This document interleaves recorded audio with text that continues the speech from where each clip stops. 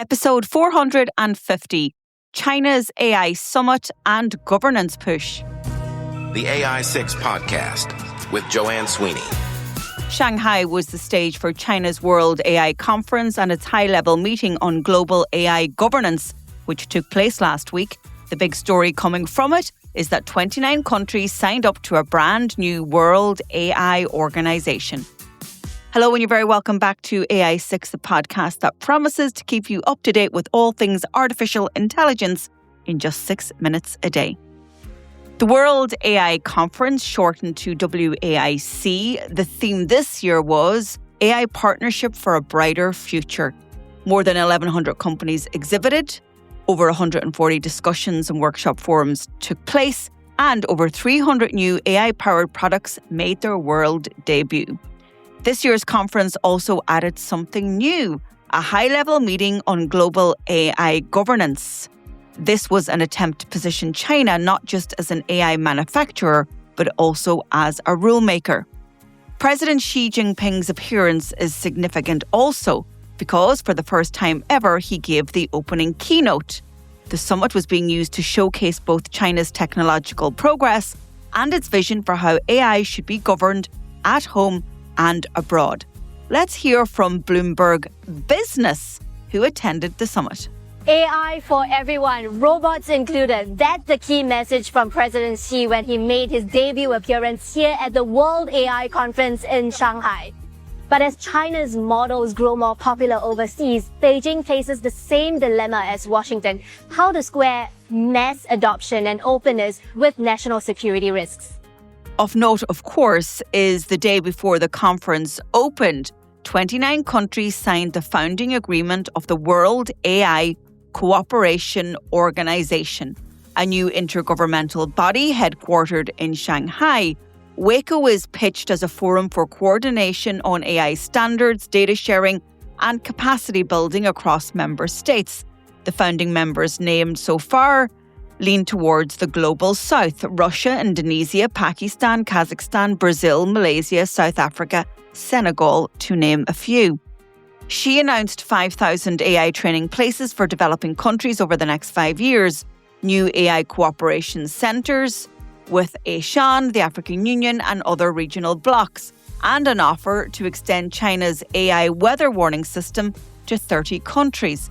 In other words, China isn't just selling hardware and software, it's selling a full development package.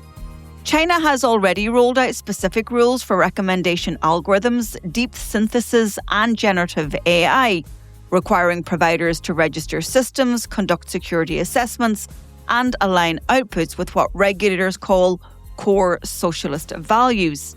At Wake, these domestic rules are being repackaged as a template for global norms, emphasizing sovereignty, stability, and what Beijing frames as orderly innovation rather than the fast move and break things culture associated with Silicon Valley. If WACO gains traction, these principles could travel far beyond China's borders via technical assistance and joint projects. The governance track of the summit is where this becomes overtly geopolitical. We see that China is making moves, the US is making moves, the EU is making moves, and you can see different parts of the world organising themselves and putting their own governance standards in place. It's good to see governance becoming an important theme because we know that innovation always moves ahead at pace greater than regulation and legislation. And of course, we know the contrasts between the EU and the US and China. We know that the EU AI Act focuses on risk tiers, fundamental rights and market surveillance. We know the United States, by comparison, is still relying on voluntary commitments and sector-specific rules. And we know that China is leading on state-sponsored rules. So let's see how WACO evolves and how the Global South organises itself in relation to artificial intelligence governance. But yes, governance is now becoming a hot topic, and that's good, of course, because we need to make sure that the humans regulate the bots and not the other way around. That's it for today's show. If you're ready to turn these insights into skills, here's how I can help. Get your copy of my book, AI Playbook, on Amazon. It's the perfect companion to the show. For weekly AI strategy, subscribe to my newsletter, Human in the Loop, on LinkedIn. Or if you want to take the next big step, you can take our CPD accredited professional diploma in AI. Maybe you need something more tailored for your organization. You can book a call in my calendar at digitaltraining.ie. Or if you work in government or public sector, go over to publicsectormarketingpros.com.